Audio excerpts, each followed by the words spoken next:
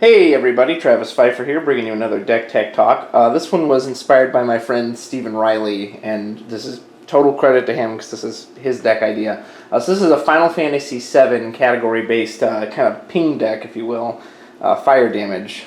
So not centered around, but definitely a big piece of it is this 3-cost Barret. So anytime when he enters the field, he's going to count up all your 7 characters, blast something based on how much damage. On burst, that gets doubled. That's another nice thing about this deck, is there's a high count of bursts. I think there's like 22 total.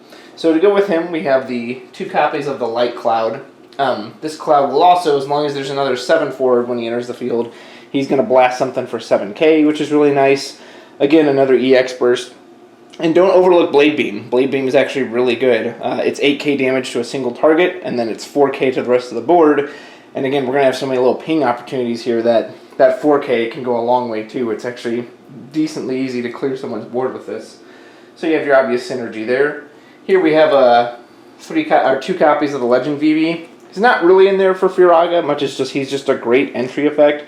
Enter, he's going to hit something for 4k and then plus whatever they have in their hand, which, you know, sometimes people can discard their hand down, you know, they'll counter with a summon or something to shrink the amount he's going to hit him for. But again, kind of the whole idea of this deck is like not just one big ping as much as just like combination ping. So if they somehow avoid enough damage to kill with VV, we got other ways to do that. Got 3 copies of Terra. 3 EX burst is going to let us get back any of our summons, and then whenever we cast a summon, boom, there's another 2k ping right there. So another way to just pop people. 2 copies of the 3 CP Vincent from Opus 9. So when he enters, he's going to let you clear up backup space if you want, which is nice, and then he's going to zap a doll forward for 8k. He also has Zoom, so in case you run into a Minwu that you really need to get rid of so that, you know, you can actually hit all this ping damage, it's there. Personally, I haven't honestly seen Zoom used, I don't think ever once in a match, but the potential of it is always there. So then we have 3 copies of the 1 CP Zac. And I think it's really easy to overlook this card. You know, here's the thing. So it's 1 CP on a big body. So 1 CP for an 8k body is great. And then at the end of your turn, if your opponent controls a forward, you discard a card and you blast that forward for 5k. Now, some people look at that as a downside, that, oh, I have to discard a card every turn. But there's a few things about this. First of all, if they don't have any forwards, you don't have to pay that tax. You get to hold the cards in hand. Secondly, if you think about it, that if you're thinking about the cost of pitching a card or 2 CP and you kill something, I mean, that's worth it, right? 2 CP to kill something, that's pretty good. And what's really neat about this deck is, again, Zac really combos well with a lot of these other ping sources. So let's say Barret comes in, he hits something for 6k, and it's an 8k body. Well, at the end of the turn, you're going to have to discard for Zac, so boom, you hit that 8, you finish it off. Like, I can tell you from playing against it and, you know, getting to tinker with it myself, that in practice it's really efficient, actually, you know. And usually what you ideally want to be pitching is like a backup or something for hand, but it really does work out well. And again, something that maybe isn't enough power to finish it off on its own, Zac is going to get you that ending finish off. He's a great way to combo with Blade Beam. You know, I think he used this in a match the other day. 8k to one forward, 4k to the other, and then Zac, boom, finished it. And it was a 9k forward, and Zac was going to finish it off. You could, you know, in theory, you could swap in the 4 CP Zac from Opus 10. However, in testing, found that just like that requires you to basically have to get his power, you have to have ideally a fire 7 forward to enter to get the most out of his ping. And so instead of having to have someone enter the field every turn to make that Zac work, we found it just feels a bit better to have this guy on the field. I'd rather just pitch a card from hand that's going to blow something up. Yes, on occasion you're going to have, you know, you're going to pitch a card and it's not going to do anything, but for the price of this guy, I think that's well worth it. 1 copy of our girl Aerith. She is our other light forward, so you've got a total of 3 light cards in this deck. And given how rarely they stay on the field, that's really not a big deal. And that Aerith is great. She's basically free because she's going to get you back 2 7 characters on entry. And then her effects aren't bad either. You know, you can doll someone to keep them protected, or knock out I believe it's a dark forward. Yeah, so that's never a bad idea. And just the fact that she's a free body always feel good, and she's a 7 character is going to add up for Barret's total. 2 copies of Gabranth. Brandt's always good. Search out your big costs. And in this deck, those happen to be 3 copies of this Earth Tifa and 3 copies of Braska's Final Aeon. What if you don't know about Braska's? Trust me, you're missing out. This card's insane. Again, this is just this big body of a threat that's just going to put this tempo on people that says, hey, good luck trying to choose me and get around me. And then Tifa, if you haven't played a 7 deck with Tifa, man, she's just absurd. She's going to give every 7 character 2k and Brave, so now you've got a 10k Brave Zac coming at you. Barrett goes to 9, he goes to 9. And then at damage 3, she makes it so that no 7 forward can die due to effects that don't deal damage. So they can't die to an Odin, a Bahamut Zero, that kind of thing, which is fantastic. Yeah, when she hits the field, she's an absolute beast. And something kind of hidden in this deck that you might not see first is like, there's a lot of cost reduction. We'll get into that in a second when I mention the backups. So here's some of the summons that Terra can bring back. 2 copies of Kusith, great EX burst, just lets you recur any backup or forwards you want. That's important. 2 copies of Amaterasu, fantastic protection summon. You know, cancel an auto ability, protect one of your forwards. It's great. 2 copies of Bahamut from Opus 6, the EX burst version. So you could, in theory, run like an Ifrit here. If you just wanted something kind of more ping-based, you could run like the Fire Ifrit, although there's a lot of characters that wouldn't hit.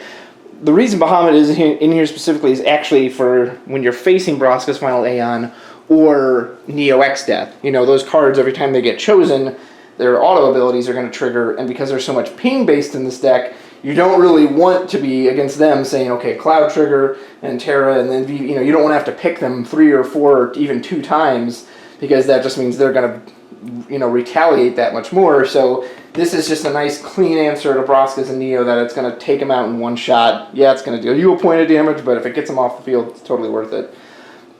1 copy of 7 CP Phoenix.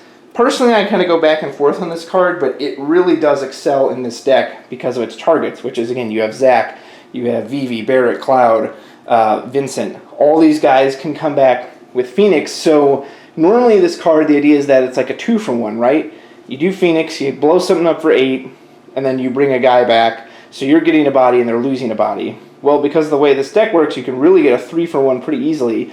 You know, if you Phoenix something, kill it for 8, Vivi comes back, he's going to hit another target for his amount and kill that. So now you've taken out 2 bodies and gained 1, so you've really got like a 3-for-1 at that point. So Phoenix works really well here.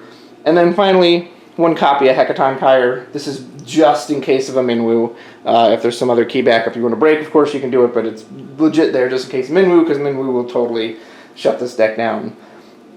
So to help Barrett out, when you're playing this version of Barrett, you're definitely going to want more 7 characters. So you have 1 copy of Wedge. He can search out a Biggs when he enters the field. You have 2 copies of Biggs. Unfortunately, his effect isn't like great. You can buff up Job Avalanche Operative, which unfortunately is only Barrett. But again, it's one of these things, he's really just there for the category and the name. Like, his effect, if you happen to use it, awesome. If not, whatever. Now, what's also really great is 2 copies of Jesse.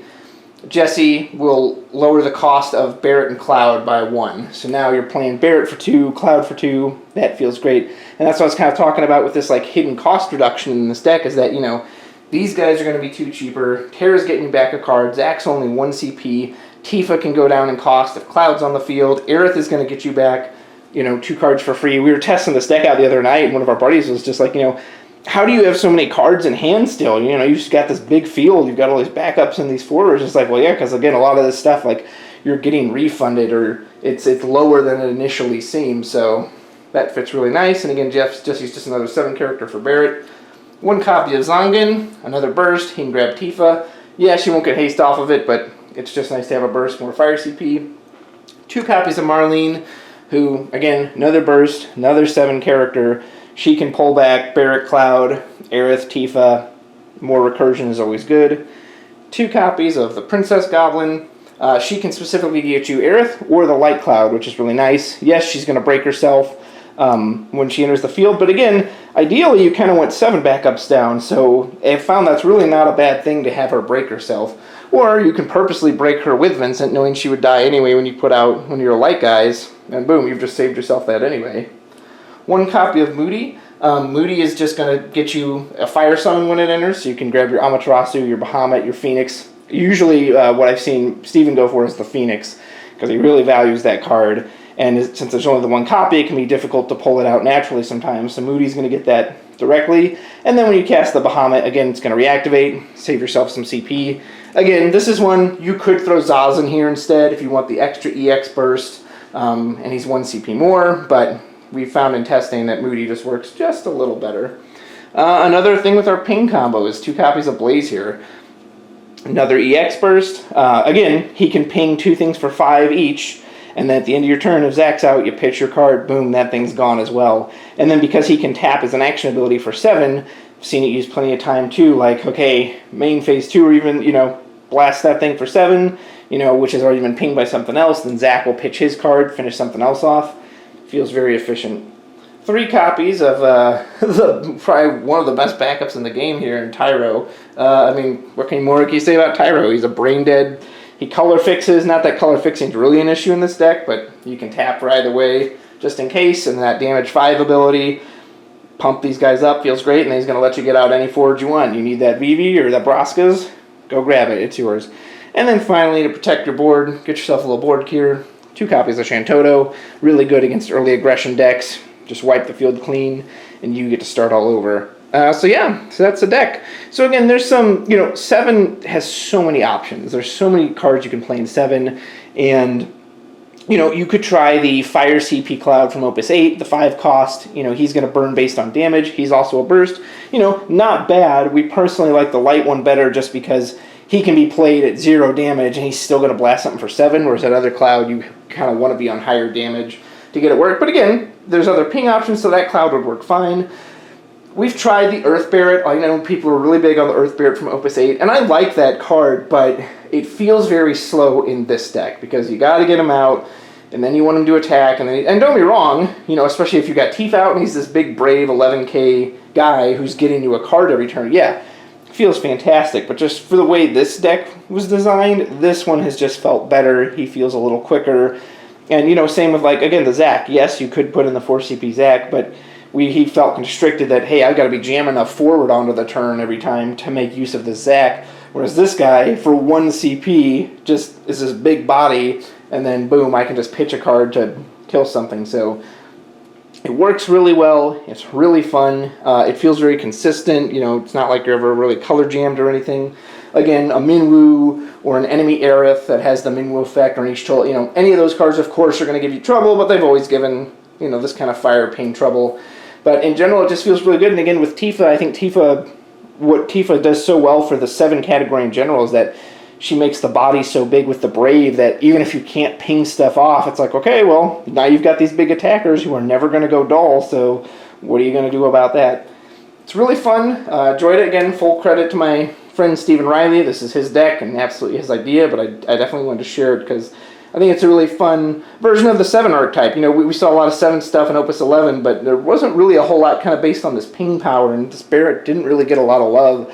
It was very much more ice-focused, or the Light Cloud, the new Light Cloud got a lot more focus. So, let me know what you think.